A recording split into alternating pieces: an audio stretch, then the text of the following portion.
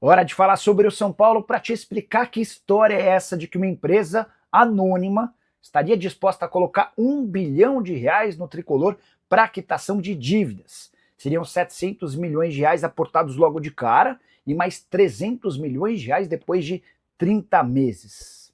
Achei a história para lá de esquisita, mas fui checar com gente importante do São Paulo e posso contar para vocês que tudo começa quando um consultor comercial chamado Oswaldo Sacani procura o São Paulo sugerindo esse acordo.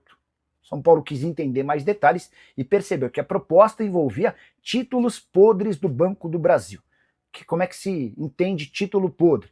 É um título de dívida emitido por uma entidade com alta probabilidade de não conseguir pagar aos investidores. Então, esse é o primeiro contexto de uma negociação preocupante do ponto de vista tricolor.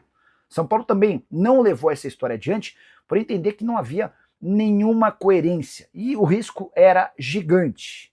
Quais seriam as contrapartidas? O que essa empresa ganharia? Enfim, São Paulo entendeu a ideia como uma grande furada e a descartou logo de cara. Foi por isso que o São Paulo investiu no FIDIC, aquele fundo que já captou mais de R$ 150 milhões, e é também por isso que o São Paulo trabalha hoje com a ideia da consolidação de um fundo para a Cotia, que pretende captar R$ 350 milhões para contratar os principais atletas sub-20 do futebol na América do Sul.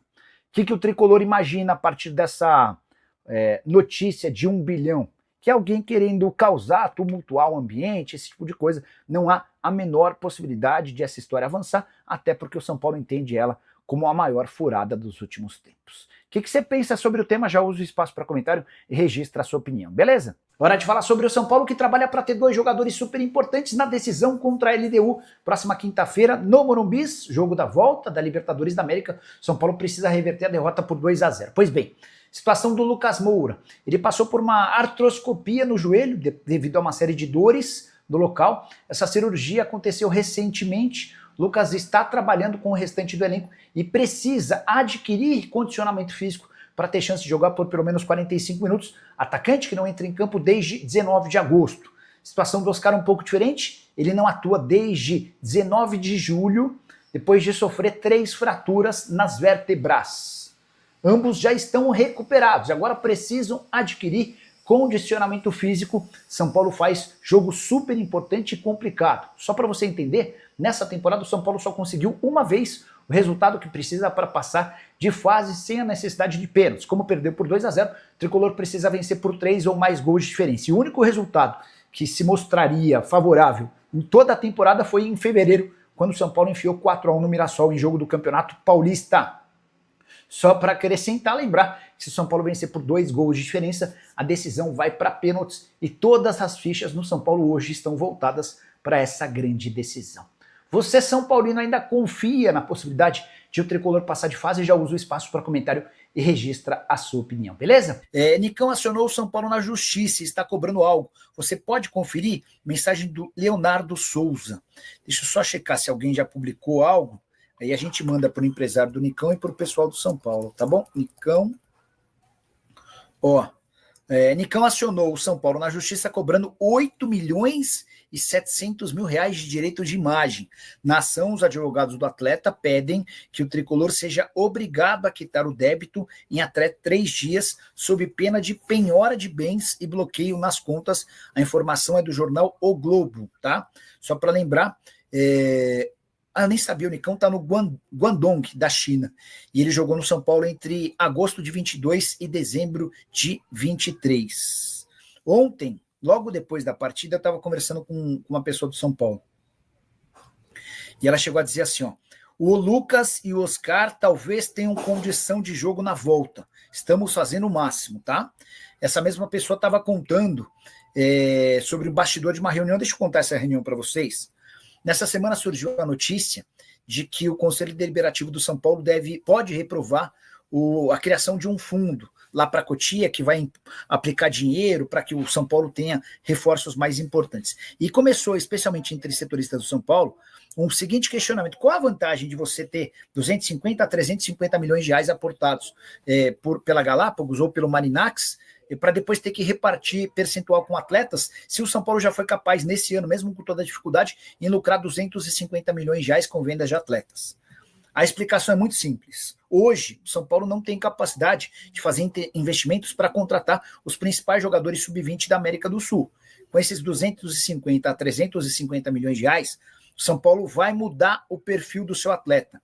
O Tricolor vai ter jogadores muito melhores na base do que hoje. E a possibilidade de venda não vai ser por 5, 6, 7 milhões de euros. O São Paulo imagina ser capaz de vender por cifras bem superiores, porque vai ter o melhor sub-20 argentino, o melhor sub-20 equatoriano, o grande destaque boliviano, enfim, os caras vão pensar. Também brasileiros, né? Surge um atleta no Nordeste, o Palmeiras está de olho, São Paulo vai e compra o jogador.